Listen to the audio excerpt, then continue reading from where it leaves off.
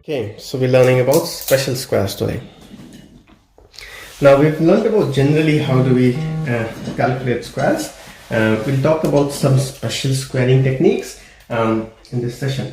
Now before we get into squares and the special squaring techniques, it is important to understand that the squares can be very useful and fast calculation techniques of calculating a square can be very useful. So we will learn about some new techniques, but we also need to understand that this will get perfected once we start practicing, and the more we practice, the better we get at it. Right? So after this session, I think I would suggest that people may want to go and do some of their own, and that will help you get better at it and also learn these processes. So we'll start with numbers ending in 5. Now, this is one of the simplest and most interesting ways of learning the squarings for numbers ending in 5. Right? Well, there are not many numbers ending in 5. Let's say 2-digit numbers. There are only 10 numbers, but it's good to know something like this. So any number ending in 5, 2, 5. Right? You want to do a square of this. A very simple technique of doing a square is do the square of 5. That's 25. And for 2, take the next number. What is the next number of this? See, multiply it with this, and that's your answer.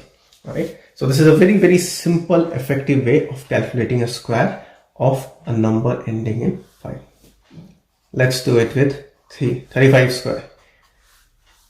5 square is 25, you put it that way, no questions asked, no answers given. 3 times 4, the next number is 4. 3 times 4 is 12, that's your answer for 35 square. 85 square. And it works for all numbers, whether it is 2-digit, 3-digit, 100-digit, whatever. Right? So 5, 25, 8 times the next number. 8 times 9 is 72. That should be your answer. 105 squared. 5, 25, 10. The next number is 11. 10 into 11 is 110. That's your answer. And it works for anything. 125 squared. So 5, same process. You write 25 for 5. 12 times 13 is 156. Right? So you can do it for any number that is ending in 5. Very interesting, very useful.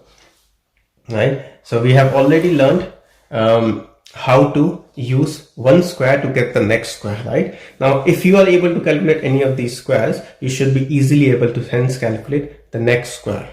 Remember the previous session where we said 26 squared is equal to 625, the previous square, plus 25 plus 26.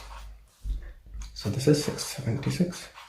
Right? Now I know it's a small number, it's not that difficult to calculate the square of 26 either, but if it's important to understand the principles. The principles are, once you know the square, you can know the next square, but there are some special squares that you can calculate very straightforward, very easily. Right? Ask people to give you the square of this. 65. 65 square should be, tell me again, 5 times 5 is 25. 6 times the next number, 4225. Very interesting, very impressive. Give me a number, ends in 5, anything will work. 195 square. 25 for 5. 19 times 20 is 380. No additions, no subtraction. That's your answer. This is a very interesting and an important way of doing squares. This works for all numbers that end in 5.